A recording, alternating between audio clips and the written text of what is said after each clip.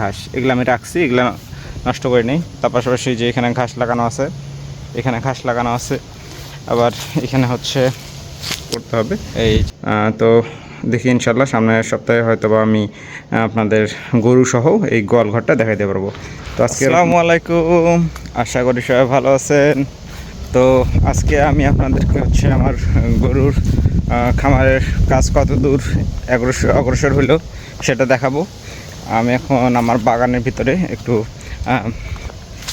চহর দেওয়ার জন্য আসলাম যে কোনো ছাগল ঢুকছে নাকি। তো আমার বাগানে হচ্ছে সাইড দিয়ে ছাগল ঢুকতেছে, এই যে ওইদিকে বেড়া আছে, তো ওই বেড়াগুলো ফুটা করে, বেড়াগুলো একটু নরম হয়ে গেছে, তো ফুটা করে ছাগল ঢুকতেছে।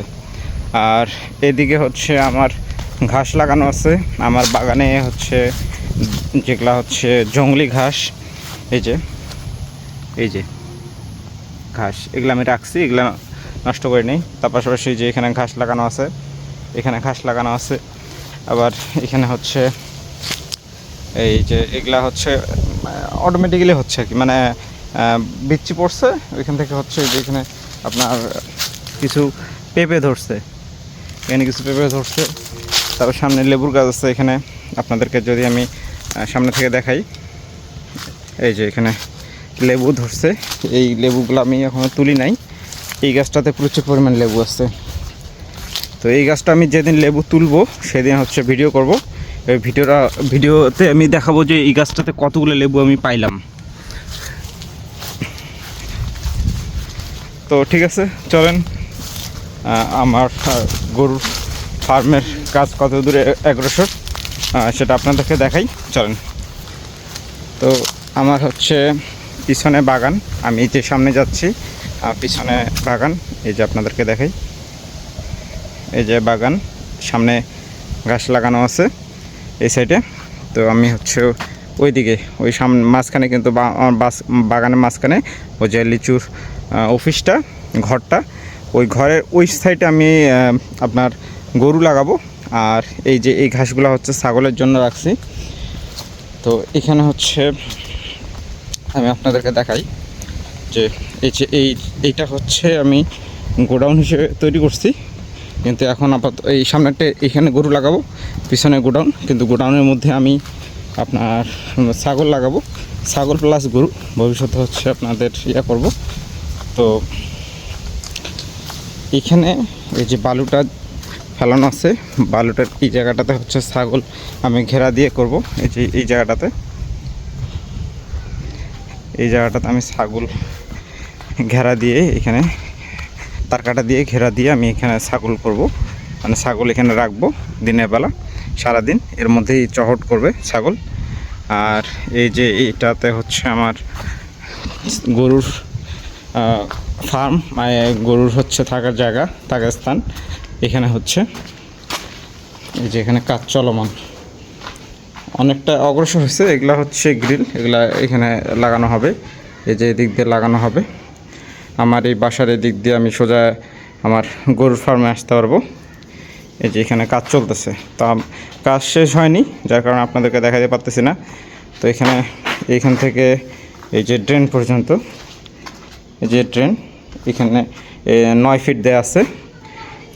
এইটা হচ্ছে ওই সাইডে, এই দিক দিয়ে ঢুকে আমি সুন্দর করে গরুর খাবার দেওয়ার জন্য এদিক দিয়ে আমি ঢুকে দিতে পারবো।